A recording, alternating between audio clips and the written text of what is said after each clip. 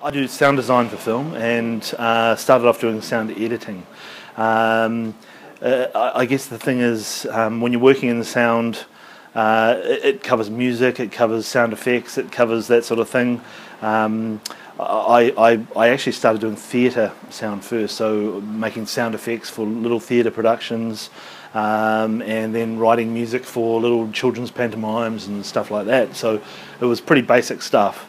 And then, I mean, prior to that, I actually was playing in bands, the school band. So, you know, being in the music room, trying to record a track, you know, so putting down a guitar, putting down a drum track in the music rooms at school, so really utilising what they had. And then I went to a careers guy and he told me about the, you know, theatre and about television and that sort of thing. So it was actually my guidance counsellor at school who told me to sort of head down that path. Anyway, so theatre soundtracks, doing sound effects, and then started doing short films. Now, the thing is, if anyone really wants to get into doing pretty much anything in film, I would say start with a short film. And there are people at the polytechs, there are people at universities, people at film schools that need sound, or that need art department, or that need people who are creative to come in and work on those projects and make them great. And so the thing is, look at short films, because they are the building blocks, and I've done maybe 30 or 40, and I still do them now.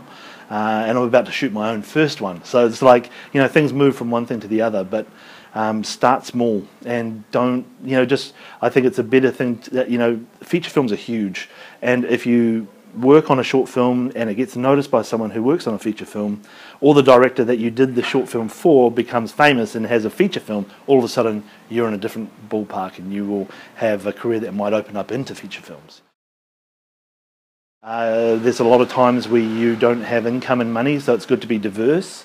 So the thing is, the film industry, there might be a film shooting for 5-6 months, and then it'll, you know, there'll be a break of a couple of months where you've got to hopefully store your pennies. But it is a good industry to be in, so don't be dismayed by that whole thing. But there might be times where you have to borrow some food money from your parents.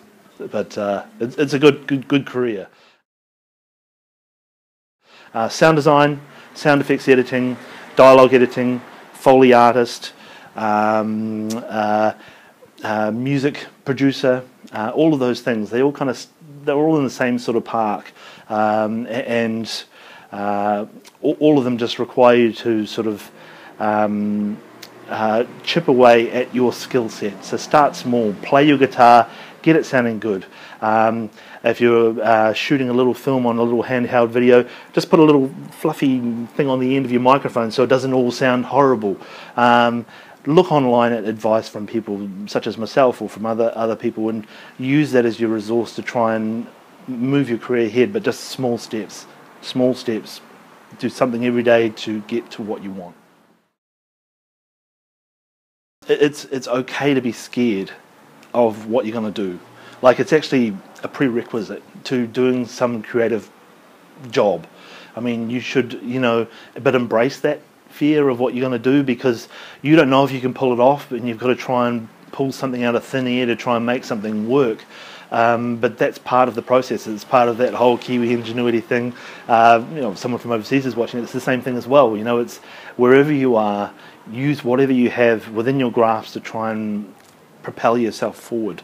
To get to the top of what you do, I don't know if there is a top, you know, and I don't think you're striving to do that. What you're trying to do is try and get your voice out there, because your voice is important, you know.